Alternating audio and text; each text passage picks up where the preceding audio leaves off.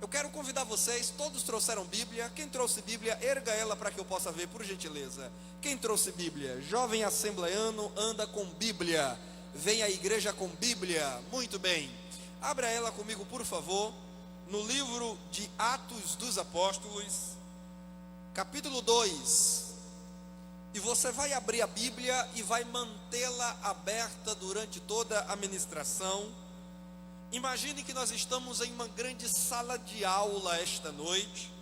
E como o pastor Wendel já nos antecipou, é bom que, se você tem uma caneta e um bloco de notas, uma folha, um papel aí na sua Bíblia, você já tome esse material agora, para que no decorrer da exposição, nesta grande sala de aula que nós estamos, vocês possam ir fazendo anotações que vocês julgarem pertinentes fazerem. Quando nós anotamos, quando nós escrevemos, esse é um recurso pedagógico para fixar melhor o conteúdo em nossa mente. Quando você apenas ouve a exposição, você tem uma pequena parcela de aprendizado. Mas quando você ouve e escreve, aí você tem uma parcela maior de fixação do conteúdo. Além do mais, precisarei da atenção de todos vocês, especialmente os que estão mais recuados lá atrás. Precisarei da sua atenção, apenas para que o seu proveito seja o maior possível esta noite. Então, você que está acompanhado de namorado, namorada, noivo, noiva, esposo ou esposa, eu peço a bondade de você não se distrair, mas atentar bem para o texto sagrado e aquilo que o Espírito Santo tem a comunicar ao nosso coração, submetido ao tema geral deste evento, que é restaurando a nossa identidade. Atos capítulo 2, vamos ler a partir do primeiro versículo, que diz assim: chegando o dia de Pentecostes, estou lendo na versão NVI, Nova Versão Internacional. Chegando o dia de Pentecoste, estavam todos reunidos num só lugar. De repente veio do céu um som como de um vento muito forte, e encheu toda a casa na qual estavam assentados. E viram o que parecia línguas de fogo, que se separaram e pousaram sobre cada um deles. Todos ficaram cheios do Espírito Santo e começaram a falar noutras línguas, conforme o Espírito os capacitava. Quantos dizem amém?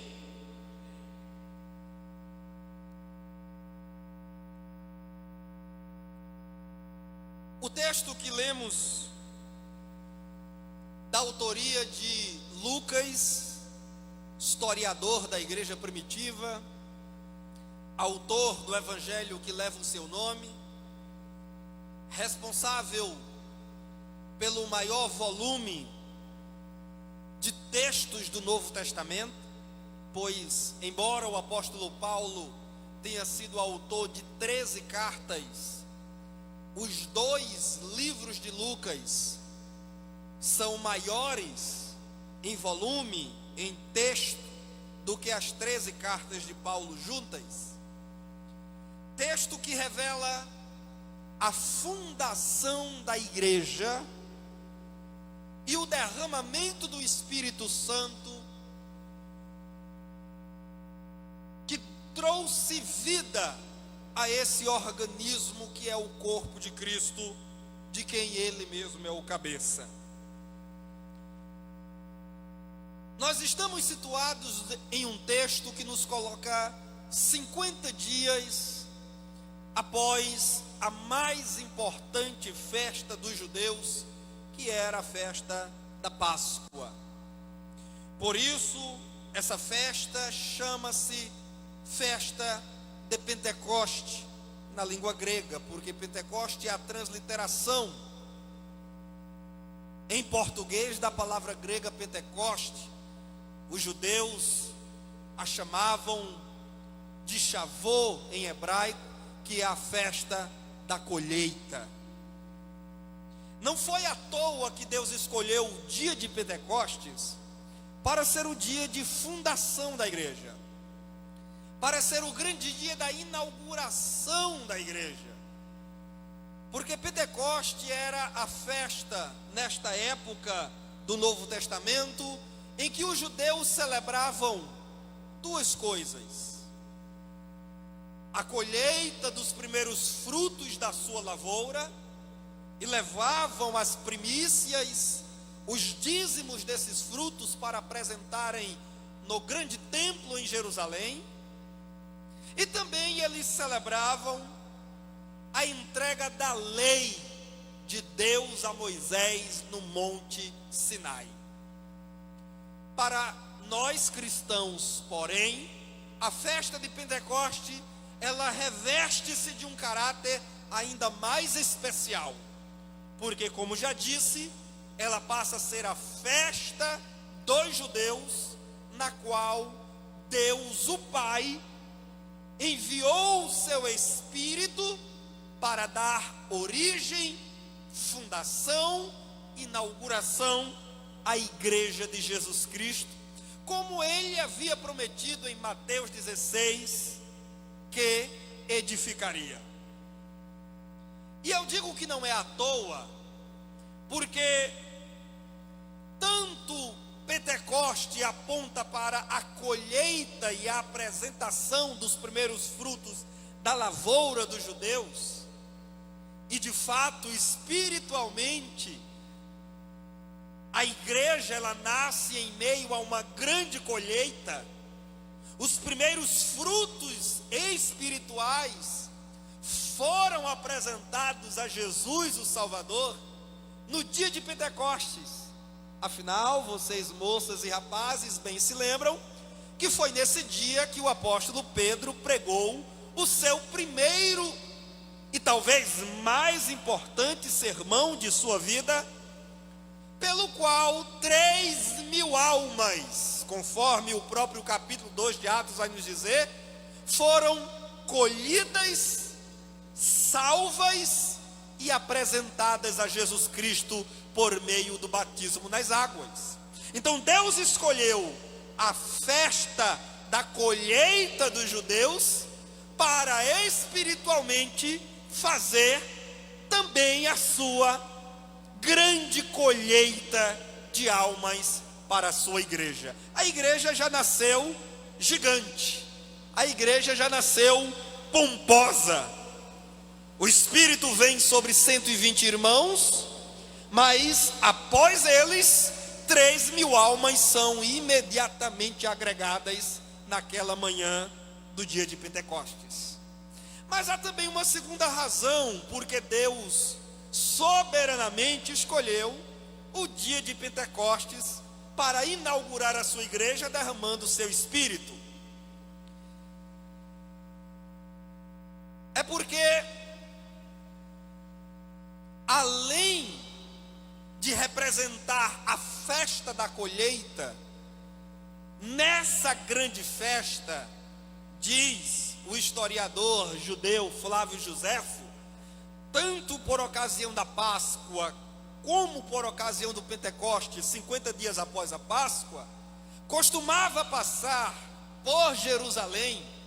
Alguns acham esse número extraordinário, exorbitante, exagerado, mas Joséfo dizia que cerca de 2 a 3 milhões de judeus e estrangeiros costumavam passar por Jerusalém para aquela ou aquelas grandiosas, bonitas, bem organizadas festas religiosas dos judeus. Você há de se lembrar, por exemplo, que na Páscoa ou na véspera da Páscoa, na sexta-feira, chamada de sexta-feira da Paixão, em que Jesus foi crucificado, Pilatos, o tetrarca,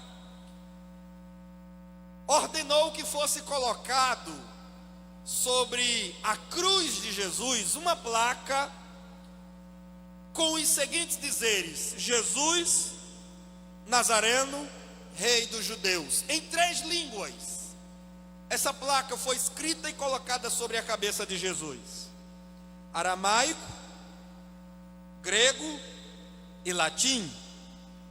Aramaico, a língua dos povos semitas, a língua dos hebreus, falada naquela época de Jesus. O grego, a língua tanto da filosofia como do comércio, e a língua que predominava em todo o mundo na época de Jesus, herança do grande imperador, jovem imperador Alexandre o Grande. O mundo na época de Jesus era um mundo bilíngue, todo mundo falava a sua língua nativa e a língua grega, e o latim, que era a língua dos romanos, a língua do Estado, a língua do império, a língua que Pilatos falava. Essas 3 línguas estavam ali, naqueles dizeres: Jesus Nazareno, rei dos judeus, justamente porque povos do mundo inteiro que falavam aquelas 3 línguas subiam a Jerusalém, ou para adorar a Deus, ou acompanhando parentes e amigos que ali estavam para adorar a Deus. Pilatos então queria dizer que onde aquela placa pudesse ser lida por tão grande multidão que certamente acompanhou o cortejo da crucificação de Jesus Cristo, todos, homens e mulheres, velhos e meninos, nativos e estrangeiros, leriam que Jesus Cristo de Nazaré era o rei dos judeus. No dia de Pentecostes também estava lá esta grande multidão. Portanto, Deus aproveitou o marketing, Deus aproveitou a grande plateia, o grande público que subia a Jerusalém, para salvar o maior número de almas possível no dia de Pentecostes. Os primeiros frutos foram colhidos em meio a uma multidão inumerável de transeuntes que por ali passava. O próprio capítulo 2 de Atos, versículos 5 a 12, vai nos dar conta de apresentar alguns grupos sociais, algumas nações e etnias ali representadas no dia de Pentecostes. Deus é muito sábio. Deus não faz nada por acaso.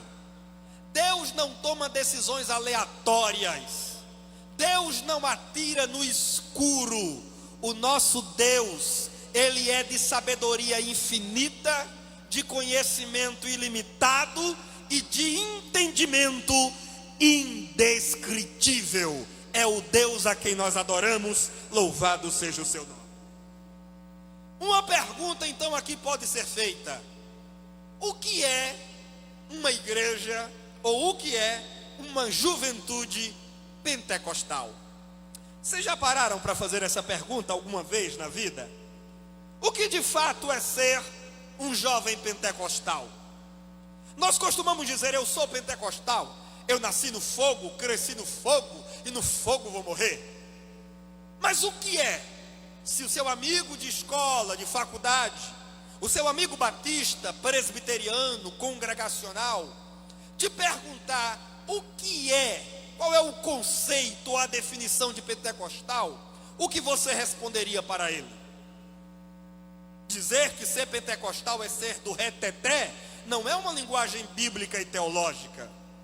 Dizer que ser pentecostal é ser do fogo é uma resposta muito vaga e insuficiente, é uma definição que não define.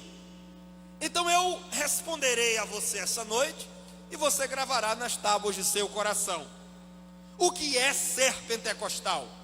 Ser pentecostal é crer, buscar e viver a fé, a doutrina e a experiência da igreja de Atos capítulo 2, a igreja que provou o derramamento do Espírito no dia de Pentecostes. Vou repetir mais uma vez.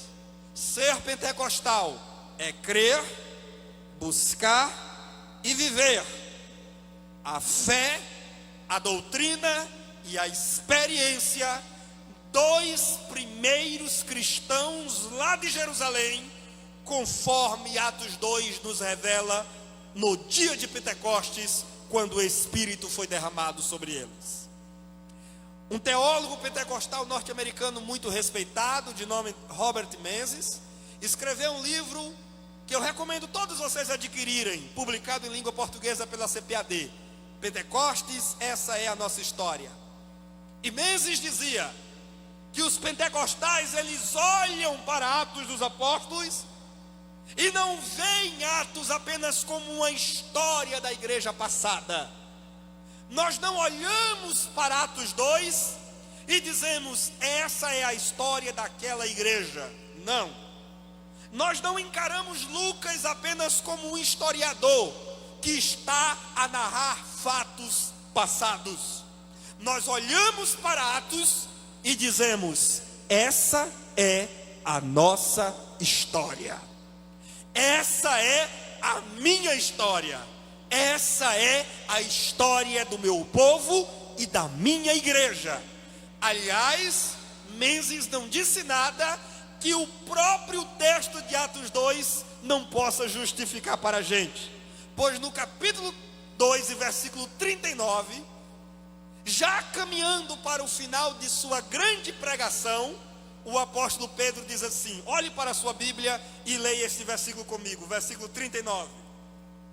Pedro diz que a promessa do derramamento do Espírito Santo, que ele e outros 120 irmãos provaram, é para vós, os judeus, para os seus filhos, os que vierem após eles, para os que estão longe no espaço geográfico e também distantes no tempo, ou seja, é uma promessa que se estende a todo mundo, não só a Jerusalém, e a todo tempo, não só o primeiro século, e a todos quantos o Senhor nosso Deus chamar. Quantos aqui têm convicção que foram chamados por Deus? Levante a mão, por gentileza, se você tem convicção que foi chamado por Deus. Então, moça, rapaz, meu caro irmão, minha cara irmã, a promessa do derramamento do Espírito Santo, tal qual aconteceu em Pentecoste, ela também é para você. Louvado seja Deus. Então isso é ser pentecostal, é acreditar que esse Espírito é também para mim, é acreditar que esse derramamento como chuva torrencial é também para mim, é acreditar que os dons do Espírito Santo que foram manifestos efusivamente naquela igreja, conforme as longas páginas de Atos vai registrar, são também para mim. A santidade pregada por Pedro em Pentecoste, quando ele diz, salvai-vos desta geração perversa, é também para mim. Stanley Horton, também respeitado teólogo pentecostal norte-americano, dizia que nós não podemos desejar apenas o poder pentecostal, mas temos que buscar também a santidade pentecostal. Pois o sermão de Pedro é um sermão que fala de poder, mas que também fala de separação, de arrependimento e de salvação. Aliás, atentem para um detalhe, meus caros jovens irmãos. Pentecoste acontecia 50 dias após a Páscoa. Por isso esse nome Pentecoste, porque penta em grego aponta para 5. Aliás, quem acha muito chato, pregador, de quando em quando está mencionando as línguas originais bíblicas, eu quero lhe dizer que a nossa língua portuguesa, de modo geral, ela é muito influenciada pela língua grega. Por exemplo, a nossa seleção de futebol masculina brasileira, ela é pentacampeã. Por que pentacampeã? porque ela é 5 vezes campeã. Você talvez nunca se perguntou, mas o que é que penta tem a ver com 5? É porque a língua portuguesa é influenciada pela língua grega. E penta aponta para 5 e derivados de 5. Pentecoste refere-se à festa que acontecia 50 dias após a Páscoa. Páscoa é a festa do livramento, da libertação, na qual os hebreus celebravam o dia em que a morte passou por cima da casa dos hebreus. Daí vem o nome Páscoa, Pessá, em hebraico, pular adiante, passar por cima. Porque quando a morte vinha e encontrava o sangue do cordeiro nos umbrais das portas dos hebreus, ela não matava nem os homens primogênitos, nem os animais primogênitos. A morte passava adiante, na casa seguinte. Então Páscoa é a festa da libertação, do livramento, do resgate, da redenção, da salvação. E Pentecoste é a festa da entrega e da colheita. E qual é a lição que eu quero trazer aqui a vocês para podermos avançar no texto? É que não há Pentecoste sem que primeiro venha a Páscoa. E isso eu quero fazer questão de que vocês repitam comigo, para que fixe melhor na mente e no coração de vocês. Digam comigo: Pentecoste. Com um pouco mais de ânimo, por favor. Diga: Pentecoste vem após a Páscoa, nunca antes. Muito bem. Na igreja cristã também é assim. Se Pentecoste aponta para o derramamento do Espírito, a Páscoa aponta para o Cordeiro de Deus que foi erguido na cruz do Calvário.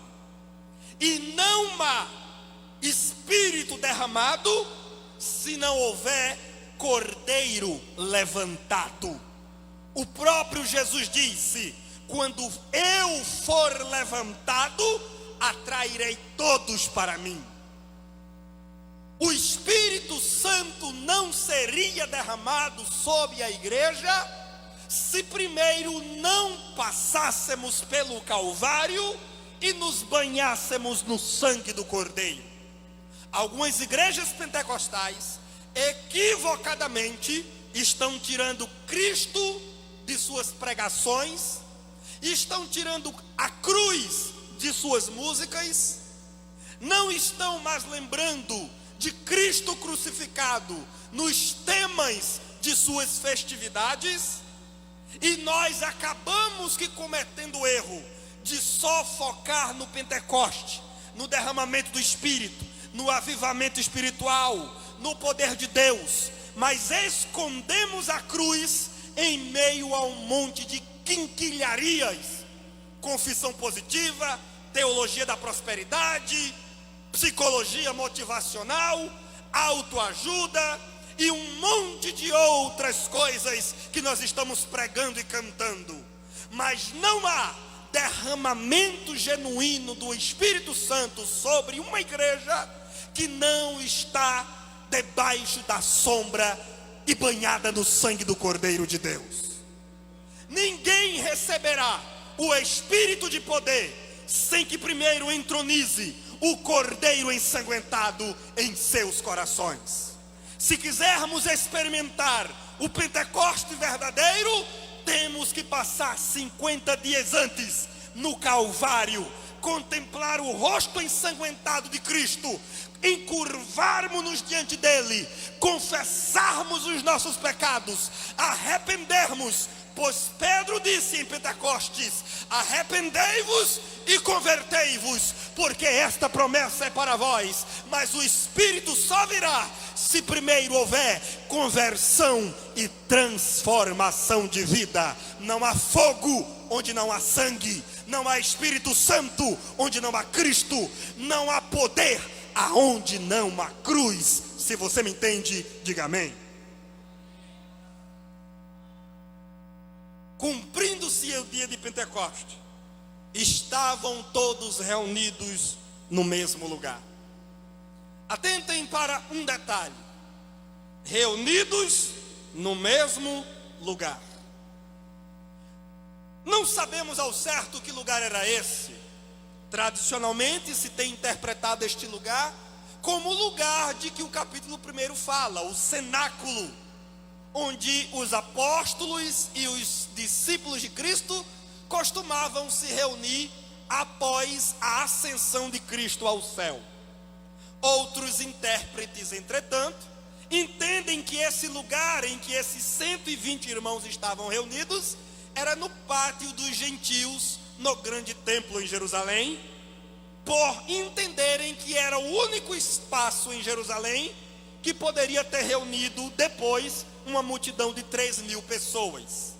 Alguns comentaristas bíblicos entendem que nenhum cenáculo, que é uma sala grande sob uma casa, teria espaço suficiente para acomodar 120 e depois 3.000 pessoas. Mas o grande templo em Jerusalém, ampliado por Herodes, ali sim caberia tanta gente. Lucas é sucinto, ele não diz para a gente exatamente que lugar era esse, mas não importa também, porque o derramamento do Espírito Santo pode se dar em qualquer lugar. O derramamento do Espírito Santo, o batismo no Espírito Santo, a chuva, como dizia o pastor Antônio Gilberto de saudosa memória, a chuva efusiva de poder do Espírito Santo pode cair sobre uma congregação reunida em um bonito templo como esse, pode cair em uma casa quando nós estivermos em um culto doméstico adorando a Deus, ou pode vir até mesmo em lugares abertos ao ar livre, dentro do nosso carro enquanto dirigimos, no ônibus quando estamos nos deslocando para o trabalho, a escola, a universidade. O derramamento do Espírito Santo pode se dar em qualquer lugar. Jesus disse que onde estivessem 2 ou 3 reunidos em seu nome, ali ele estaria no meio deles. Então, onde nós nos reunimos para buscar a Deus, mesmo em ambiente domiciliar, ali o derramamento do Espírito pode acontecer. Vocês certamente já ouviram testemunhos de pessoas que foram batizadas no Espírito Santo em casa, fazendo o seu devocional a sós com Deus. Pessoas que foram batizadas em ambiente de trabalho, começaram a lembrar das grandezas de Deus do culto à noite e se pegaram falando em outras línguas em ambiente de trabalho. Sim, não há nenhum problema, pois o Espírito Santo é livre e ele sopra aonde ele quer. Você pode ser batizado num congresso de mocidade, você pode ser batizado nesta EBJ, você pode ser batizado em casa, varrendo, lavando prato, estudando, fazendo as atividades. Você pode ser batizado no carro, na rua, na parada de ônibus. Onde Deus encontrar espaço no seu coração e uma sede sincera pelo derramamento do Espírito Santo, ali ele poderá derramar chuva de poder sobre a sua vida. Houve um pioneiro da igreja pentecostal no Brasil de nome Levi Petrus. Levi Petrus relata o seu batismo no Espírito Santo. E onde foi que aconteceu? Enquanto ele estava navegando em alto mar. Naquela época, transporte terrestre era muito precário, os missionários usavam muito embarcações. E ele estava lá na proa do barco, deitado, admirando a beleza de Deus expressa na criação. Jonathan Edwards, famoso evangelista norte-americano do século XVIII, costumava dizer que a natureza é o maior evangelista de Deus. E de fato, lá estava Levi Petrus, admirando a imensidão do céu azul, as nuvens, os pássaros na revoada. E ele então começou a adorar a Deus, a exaltar o Deus que se manifesta na criação. Como a gente canta o hino da harpa cristã: Senhor meu Deus, quando eu maravilhado contemplo as obras de tua mão, a terra e o mar e o céu todo estrelado me vem falar da tua perfeição. Petrus estava admirando esta grandeza de Deus, registrada, impressa na criação. Quando ele se dá conta, ele está chorando, derramando-se em lágrimas. Você já sentiu essa experiência de admirar o nascer do sol, admirar o pôr do sol, admirar a chuva quando ela cai, o barulho agradável que ela faz no telhado? Você já teve a experiência de apreciar a natureza a tal ponto de adorar a Deus e glorificar a Deus pela sua multiforme graça e pela sua infinita sabedoria expressa na criação? Pois bem, Levi Petrus começou a chorar, começou a glorificar a Deus, e de repente ele se pega falando em línguas que ele não estudara, que ele não conhecia, que ele não dominava, mas que fluía de seu interior, como que uma fonte a jorrar de seu íntimo e saindo pela sua boca. Somente alguns dias depois é que ele veio entender que aquela experiência foi a sua experiência de batismo no Espírito Santo. Eu quero dizer para você, moça e rapaz, que se você orar a Deus, e se você deleitar-se na presença de Deus, aonde quer que você habite e por onde quer que você passe, você já não mais dependerá apenas de noites festivas na igreja, pois o poder do Espírito Santo poderá vir sobre você aonde quer que você esteja. Inclusive hoje, quando você voltar para casa, você poderá voltar adorando a Deus em outras línguas no meio da rua. Louvado seja o seu nome. Mas eu quero ressaltar o seguinte: todos estavam reunidos no mesmo lugar. Isso é igreja, isso é eclésia, é assembleia, é congregação, é ajuntamento. Tem crescido no Brasil, especialmente entre nós jovens, um movimento terrível dos desigrejados. Cada dia se multiplica nas redes sociais, especialmente, moças e rapazes dizendo: a igreja sou eu não preciso de igreja local, igreja organizada, instituição, não preciso de templo, não preciso de pastor, não preciso de liderança, porque a igreja sou eu, e eu posso ser crente na minha casa, assistindo cultos pela AD News, mas sem pisar o pé lá.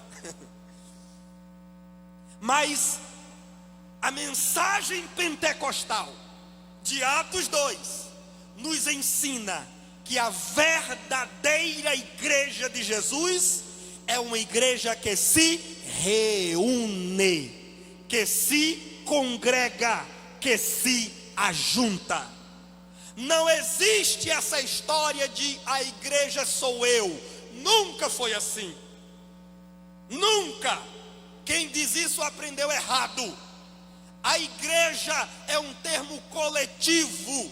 Eclésia no grego, que quer dizer assembleia, ajuntamento, ou mais exatamente no étimo da palavra, chamados ou vocacionados para fora, para irem a público defender uma causa comum. Igreja não é individualismo. Igreja não é termo que se aplique a uma pessoa só. Igreja é termo que se aplica à assembleia, à coletividade, à congregação. Por isso, o correto a se dizer é: a igreja somos nós, e não a igreja sou eu. Você sozinho não é igreja.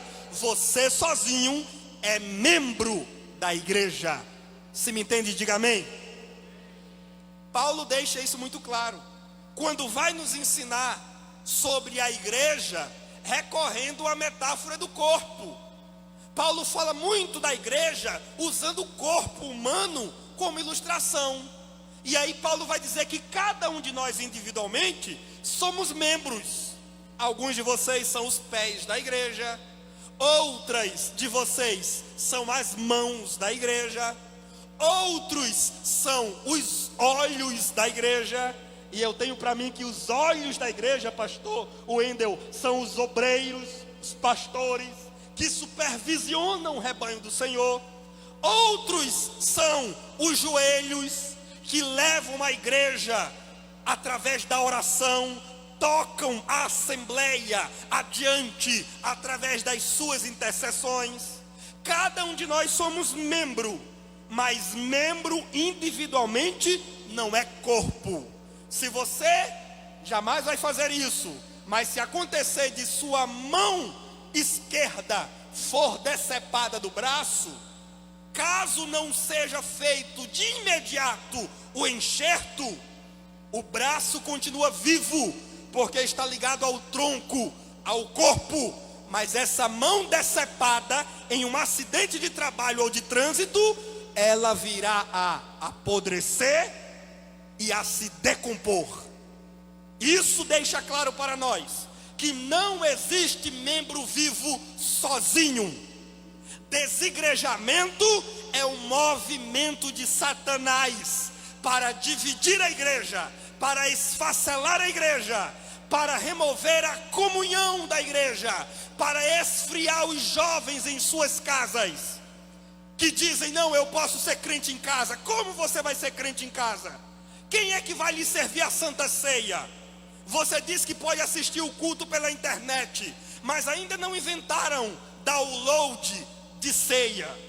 Ninguém vai na internet para fazer o download do pão e o download do vinho. Você precisa estar em comunhão com a igreja para poder cear.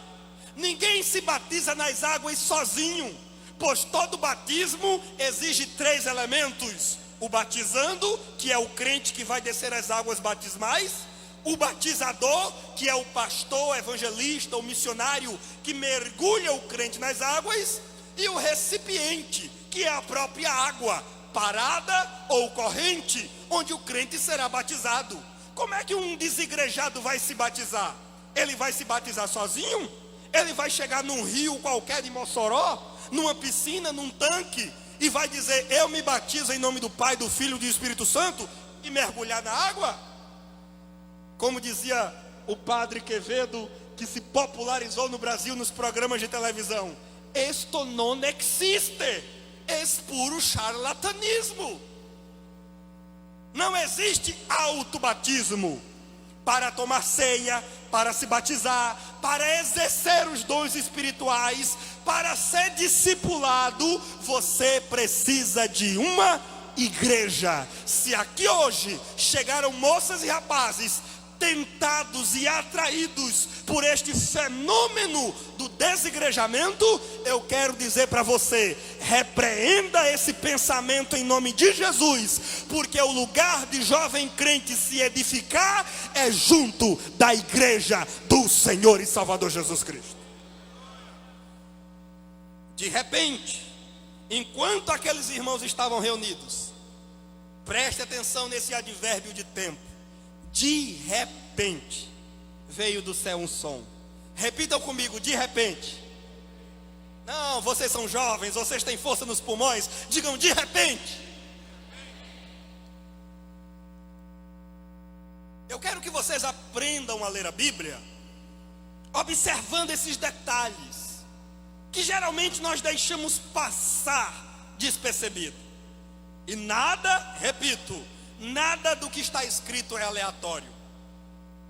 Lucas diz que enquanto os crentes estavam reunidos no mesmo lugar, de repente o Espírito prometido por Deus, desde os tempos antiguíssimos, Joel, 800 anos antes de Cristo, capítulo 2, versículos 28 e 29, através daquele profeta, Deus já havia dito que derramaria o seu Espírito sobre toda a carne. Filhos e filhas profetizariam, jovens teriam visões, velhos sonhariam, e até sobre os escravos e as escravas na mais baixa classe social, Deus derramaria o seu Espírito. Isaías também profetizou, Ezequiel também profetizou, Zacarias também profetizou esse derramamento do Espírito.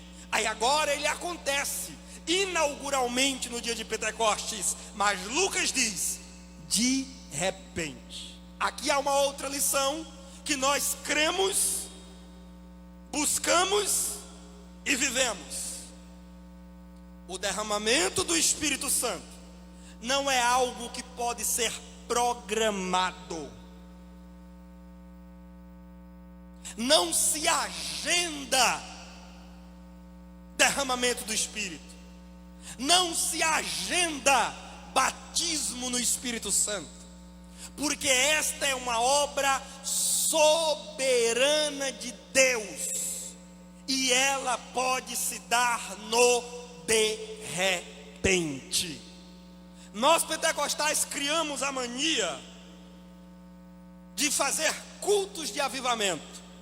Isso aqui é a nível de Brasil, não vai aqui censura absolutamente nenhuma congregação específica, igreja em Mossoró, de modo algum. A nível de Brasil, talvez a nível de mundo, nós criamos o hábito, nós pentecostais, de fazermos cultos de avivamento, como se os outros cultos não fossem cultos de avivamento. Olha, nós vamos fazer a semana do avivamento.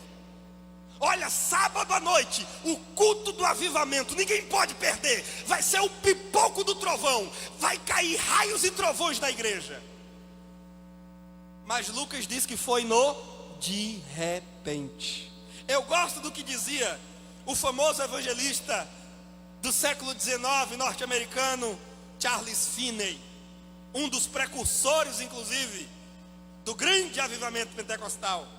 Finney dizia com muita propriedade que todo culto, ou melhor, todo ministro deve ser ministro de avivamento, e toda pregação deve ser pregação de avivamento. Nós costumamos tratar o congresso de jovens como um congresso de avivamento, mas a escola bíblica de jovens, não, aí é um trabalho de ensino. Quem foi que nos ensinou a fazer essa divisão? Quem foi que nos ensinou isso? Os pioneiros do pentecostalismo? Nossos pastores, presidentes nos ensinaram isso? Quem disse que uma escola bíblica não é um culto de avivamento? Quem disse que a escola dominical todo domingo de manhã não é culto de avivamento? Pastor está aqui a semana inteira doutrinando o povo, ensinando o povo, dando Bíblia para o povo. Os teólogos no seminário ensinando, os professores de escola dominical todo domingo dando aula, ensinando a palavra que produz vida, porque avivamento não é gerar vida. Jesus disse aos judeus: as palavras que lhes digo, elas são espírito e vida. É por isso que eu concordo com o evangelista Reinhard Bonk. Bonk dizia que onde a palavra de Deus está sendo pregada ou ensinada, e o Espírito Santo está operando livremente, ali está acontecendo um avivamento. Por isso, com muita autoridade eu digo, aqui hoje está acontecendo um avivamento, porque a palavra está sendo exposta, o Espírito está percorrendo livremente entre nós, gerando vida, luz, calor, discernimento e sabedoria aos nossos corações. Não tem lógica. O professor está aqui todo domingo de manhã, pastor dando a doutrina, os mestres ensinando em seminários, aí vem um pregador de fora, num congresso, e diz: hoje vai ser poder de Deus, hoje o fogo vai cair, hoje Deus vai avivar essa igreja. Por que hoje? Porque é você que está pregando? Por que hoje? E o trabalho dos homens e mulheres de Deus feito todos os dias? E os irmãos do matutino? Cadê o irmão Mimil? Está por aí? Oh, tá. E os irmãos que estão lá orando no matutino, irmão Mimil?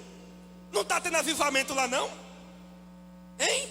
Um culto matutino que começa com 3, 4, 5 pessoas, e hoje, como você disse, tem uma média de 20, 25. Isso não é fruto de um avivamento espiritual, irmão? Sim, claro que é. A igreja sai para evangelizar, isso é avivamento.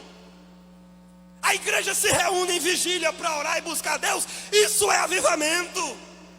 A igreja se senta para estudar a palavra de Deus, isso é avivamento, é gerar vida.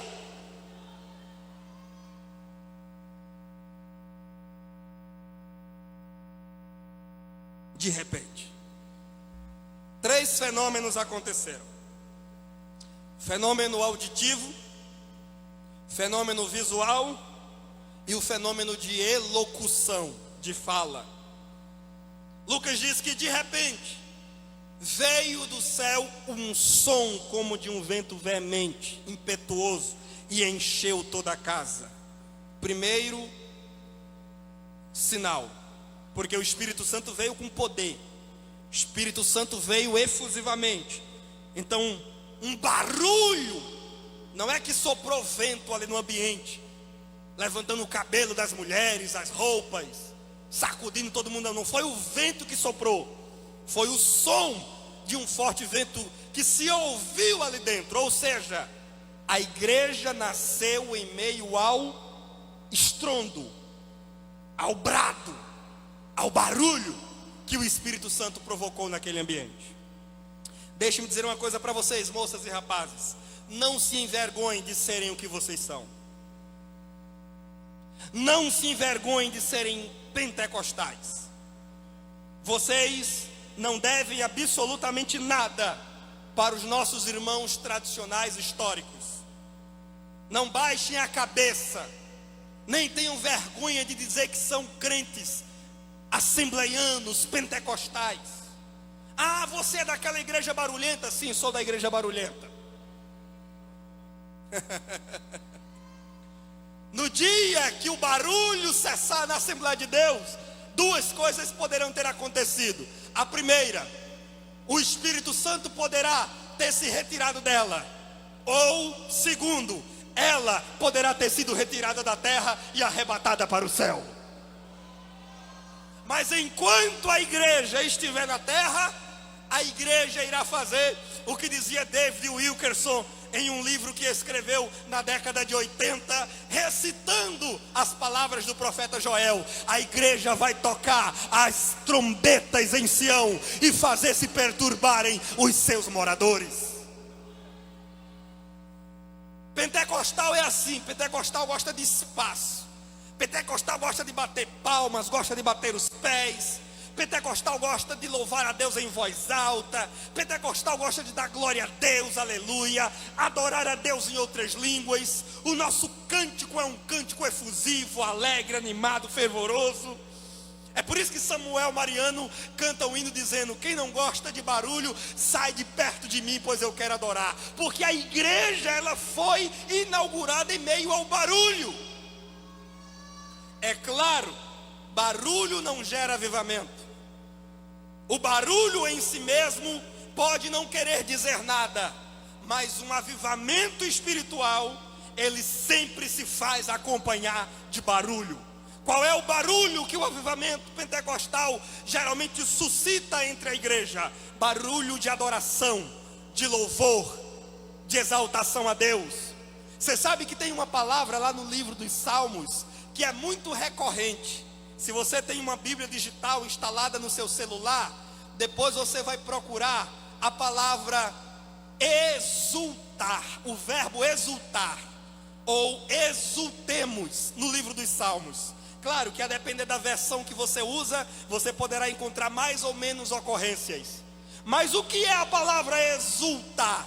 Não é exaltar, exaltar é engrandecer, elogiar, louvar. Mas o que é exultar? Exultar é dar brados, exultar é cantar em voz alta, exultar é aumentar o som, é aumentar o volume e fazer a voz retumbar e ecoar. Quando a Bíblia nos chama a exultar, ela está nos chamando a louvar a Deus em voz alta. Eu não acredito em uma moça, em um rapaz que se diz ser pentecostal e que é muito recatadozinho, recatadazinha, né? E fica ali murchinho, borocochô, escondido nos cantos, nos bancos, nunca levanta a voz para adorar a Deus, nunca se ouve o grito de glória e de aleluia, sempre fica ali quietinho na sua e muitas vezes recriminando outros. Mas para que isso? Mas para que essa zoada? Mas para que esse barulho? E por acaso Deus é surdo? Eu não acredito muito em gente recatada, porque o Espírito Santo, quando foi derramado, ele veio com um barulho de um som impetuoso. impetuoso, de um som veemente. É por isso que a Igreja Assembleia de Deus, ela gosta de adorar a Deus em alto e bom som, porque Ele é digno de nosso louvor e de nossa adoração. Agora é claro, esse barulho tem que ter conteúdo. Não pode ser uma lata seca batendo, fazendo zoada, muitas vezes sem gerar discernimento e entendimento em quem ouve. Mas há o som, glória a Deus. O segundo sinal, Lucas vai dizer: e viram línguas repartidas como que de fogo, que se separaram e pousaram sobre cada um deles. Presta atenção aqui, rapazes, pois há um detalhe aqui que nós sempre deixamos escapar. Nós geralmente falamos das línguas faladas, que é o terceiro sinal do derramamento do Espírito em Pentecostes. Eles passaram a falar em outras línguas, é o fenômeno de elocução inspirada. Mas antes de eles falarem línguas, há esse segundo sinal, que é as línguas repartidas como que de fogo. Talvez você nunca tenha parado para meditar sobre que experiência foi essa. Então eu vou explicar para você. O que aconteceu no dia de Pentecostes foi mais ou menos assim: uma grande chama de fogo. Primeiro o som, o barulho, e em seguida uma grande chama de fogo que desceu do céu, como o fogo que queimava no Sinai, quando Moisés subiu para receber as tábuas dos mandamentos, como o fogo que queimava na sarça ardente do Monte Horebe, vista por Moisés, como o fogo das rodas da carruagem divina, vista por Ezequiel em suas visões, como o fogo da carruagem que arrebatou Elias, separando-o de Eliseu. Um fogo também desceu no dia de Pentecostes. E quando o fogo paira sobre o ambiente, ele se divide, ele se reparte em pequenas chamas que pousam sobre a cabeça dos 120 irmãos ali presentes. Talvez você nunca tenha parado para meditar, mas houve um fenômeno visual. Eles viram, porque o texto vai dizer no versículo 3 que apareceram, se manifestaram, foram vistas aos olhos daqueles irmãos labaredas de fogo que pousavam sobre a cabeça de cada crente. E sobre a cabeça de quem a chama de fogo pousasse, aquela pessoa passava a adorar a Deus em outras línguas. Aí agora a gente entende porque é que João Batista diz em Mateus capítulo 3, versículo 11: eu vos batizo com água para arrependimento, mas vem um após mim, e ele é mais poderoso do que eu, tão mais poderoso do que eu não sou digno de desatar as sandálias de seus pés. Ele vos batizará com o Espírito Santo e com o Espírito Santo e com fogo. Fogo. O nosso Deus é Deus de fogo. Aí agora, pastor Fábio, a gente entende porque é que costumamos dizer que nós nascemos do fogo. De fato, pastor Wendel, nós nascemos do fogo. A igreja nasceu em meio ao fogo, porque o Espírito Santo veio em uma manifestação teofânica. Sim, em uma manifestação visível. Ele veio e como labaredas de fogo, ele repartiu-se, ele multiplicou-se sobre a cabeça de cada um daqueles irmãos. O Espírito de Deus é espírito de fogo. A igreja nasceu em meio ao fogo. O verdadeiro pentecostalismo é um Pentecoste de fogo. E o fogo tem 3 propriedades, pelo menos. O fogo queima, o fogo aquece e o fogo ilumina. Caso você esteja notando, vou repetir: o fogo queima, o fogo aquece e o fogo ilumina. O fogo queima. E o que é que o Espírito Santo como fogo na igreja queima? O pecado, a mentira, o engano, a vaidade, a perversão, a idolatria, a irreverência, a rebeldia, tudo que é ruim, que trazemos do mundo e que o velho homem insiste em segurar, em perpetuar. O Espírito que é santo e santificador, como fogo, ele queima das nossas vidas. O vício, o linguajar indecente, a piada na boca, os nudes nas redes sociais, a pornografia, o namoro indecente e irreverente, a rebeldia contra pai e mãe. O Espírito Santo, quando vem de fato e de verdade sobre um jovem, ele vem para queimar o lixo espiritual, o lixo moral, e fazê-lo santo e agradável diante de Deus. Aqueles que dizem eu nasci do fogo, mas ainda sustentam lixos morais em sua vida, precisam refletir se esse fogo permanece aceso em suas vidas. Pois onde quer que o fogo esteja aceso, o lixo é queimado, a impureza é retirada e corações são santificados para a bendita glória de Deus. O fogo aquece. O Espírito Santo é o calor de Deus na igreja.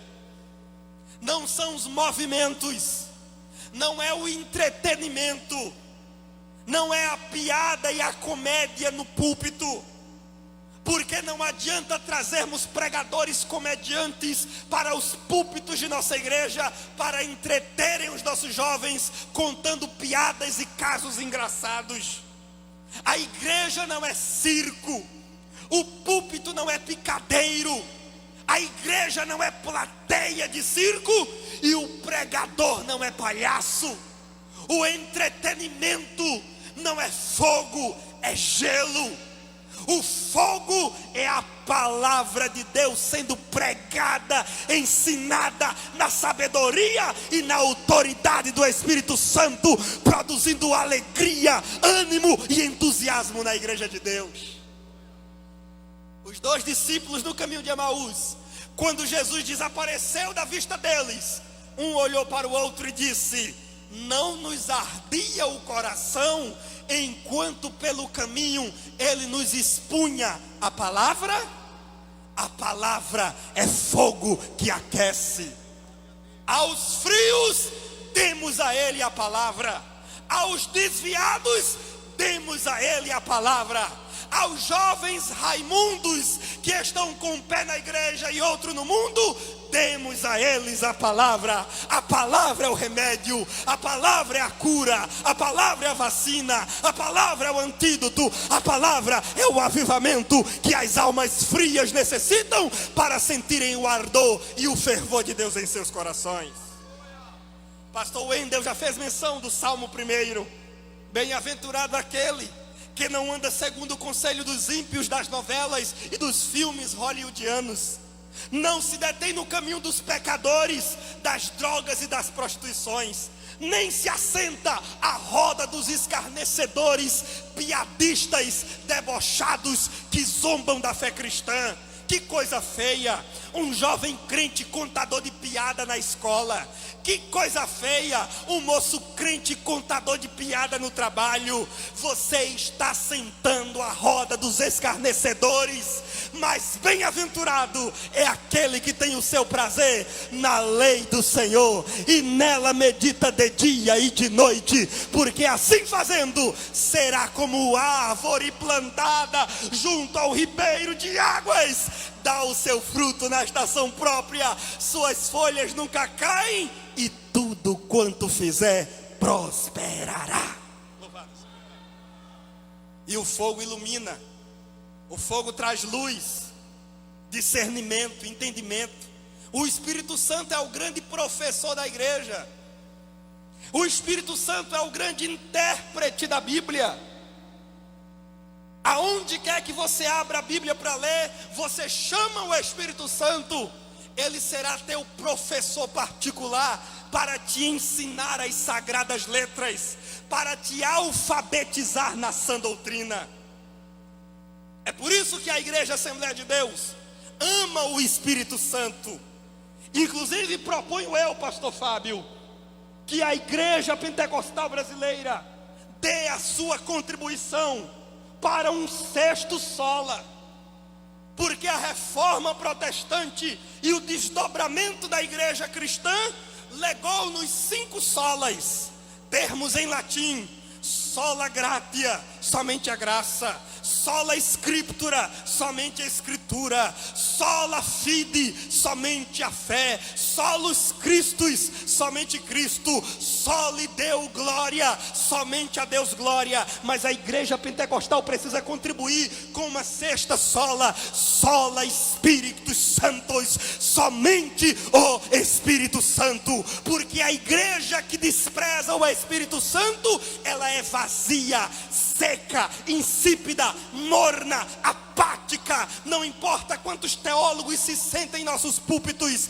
não importa quantos jovens universitários componham os nossos conjuntos de mocidade, se não tivermos o Espírito Santo dentro da igreja, produzindo luz, discernimento, sabedoria e conhecimento, não passaremos de uma congregação de soberbos, arrogantes e presunçosos. A igreja europeia desprezou o Espírito Santo. Por isso que as lindas catedrais onde renomados homens de Deus outrora pregaram no século 16, 17, 18 e até o 19, hoje viraram museus, viraram teatros, viraram ambientes de festa e entretenimento secular, porque a igreja na Europa desprezou o Espírito Santo. A igreja Assembleia de Deus no Brasil está de pé e permanecerá de pé enquanto ela amar o Espírito Santo e der a ele o lugar que ele merece em seus corações. Perguntaram a Daniel Berg, estou caminhando para o final, um dos missionários fundadores desta igreja no início do século 20. Perguntaram a ele, há cerca de 60 anos atrás, em uma entrevista que ele concedeu para a Igreja Assembleia de Deus de Santa Catarina, em um programa de rádio. Ele já era um homem muito experimentado, um homem de idade já avançada naquela época. O pastor que o entrevistava lhe perguntou: irmão Daniel, qual é o segredo, na sua opinião, do rápido crescimento da Igreja Assembleia de Deus no Brasil? Naquela época a Igreja Assembleia de Deus já era uma igreja pujante, bonita, já tinha se espalhado por rincões deste país. Qual é o segredo, irmão Daniel Berg? E o irmão Daniel, na simplicidade que lhe era peculiar, naquele sotaque meio sueco, meio inglês, meio português, ele respondeu com propriedade dizendo: o segredo do crescimento da Igreja Assembleia de Deus é o Espírito Santo. É o Espírito Santo enchendo os irmãos. É o Espírito Santo capacitando os crentes. É o Espírito Santo alegrando a igreja. É o Espírito Santo avivando as crianças. É o Espírito Santo enchendo as irmãs do círculo de oração. É o Espírito Santo. Os músicos não cantarão nada que preste se não estiverem ungidos pelo Espírito Santo. O pregador não pregará nada que preste se não estiver debaixo da autoridade do Espírito Santo. Os que lideram a igreja estarão no escuro, às cegas, se não forem dirigidos pelo Espírito Santo. A vida da igreja é o Espírito Santo dentro dela. O Espírito Santo é o DNA de Deus na igreja. Se você me entende, diga amém. Mas deixe-me terminar, porque já avancei o meu tempo. Terceira e última característica do derramamento do Espírito Santo, e nós defendemos esta com garras. O fenômeno de elocução, versículo 4 diz que todos os crentes ali presentes foram cheios do Espírito Santo e começaram a falar em outras línguas, conforme o Espírito lhes concedia que falassem. Batismo no Espírito Santo, com a evidência inicial externa do falar em outras línguas.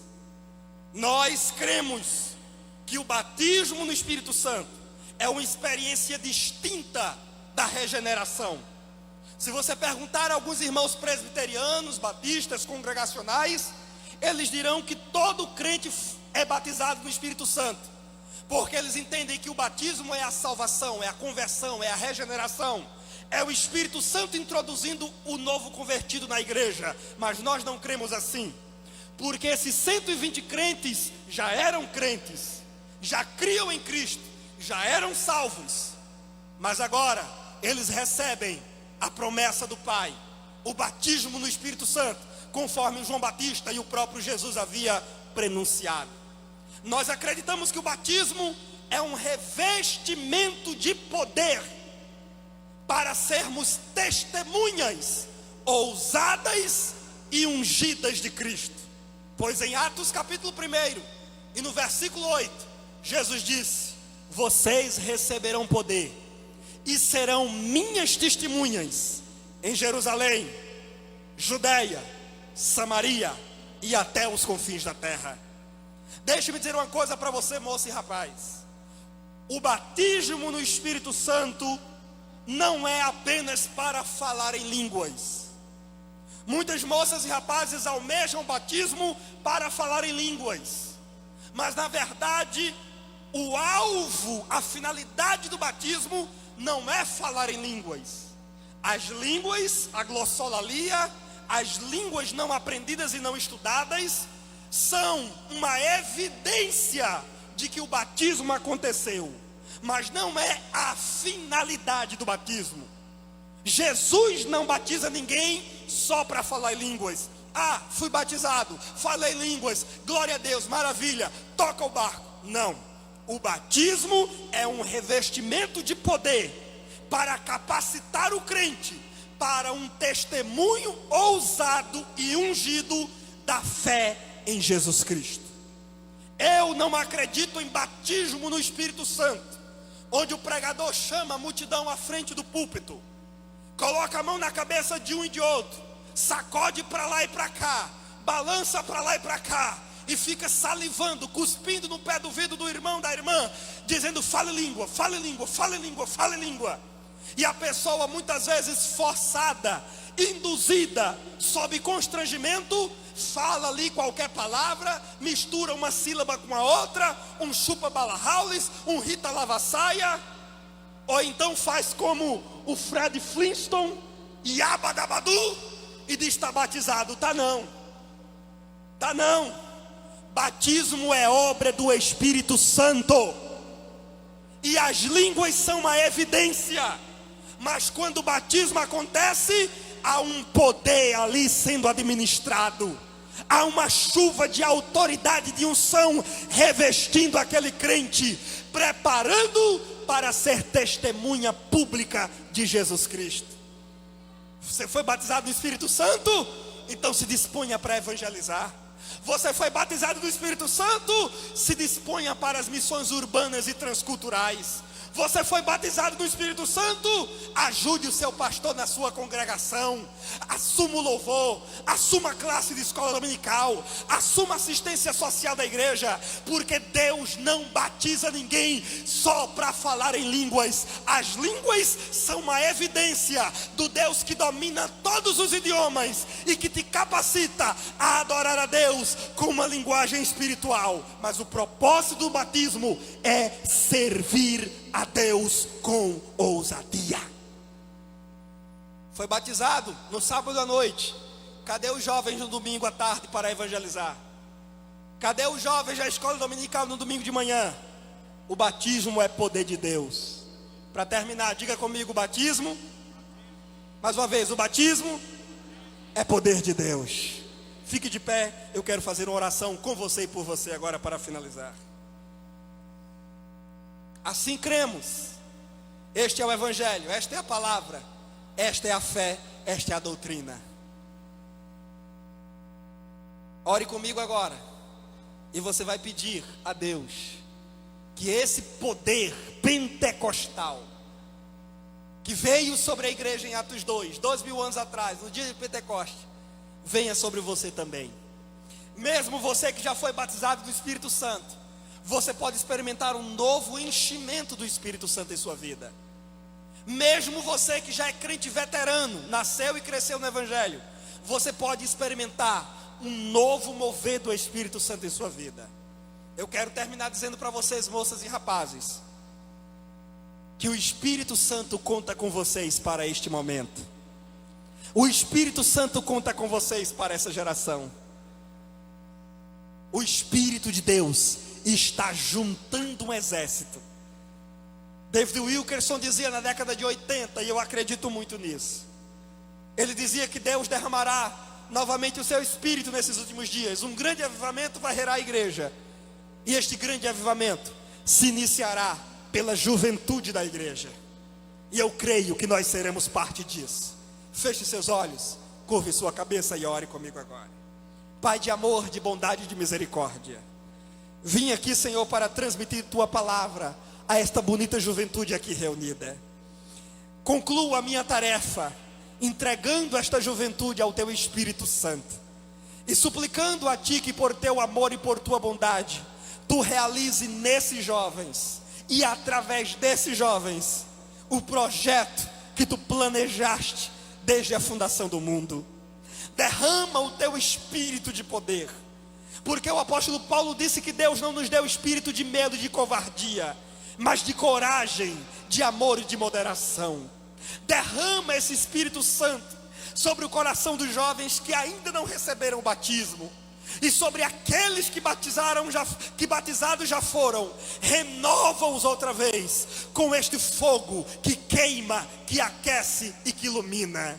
Usa esta juventude, Senhor, de Mossoró, para esta geração, para ganhar almas, para pregar o Evangelho destemidamente, como Pedro pregou no dia de Pentecoste.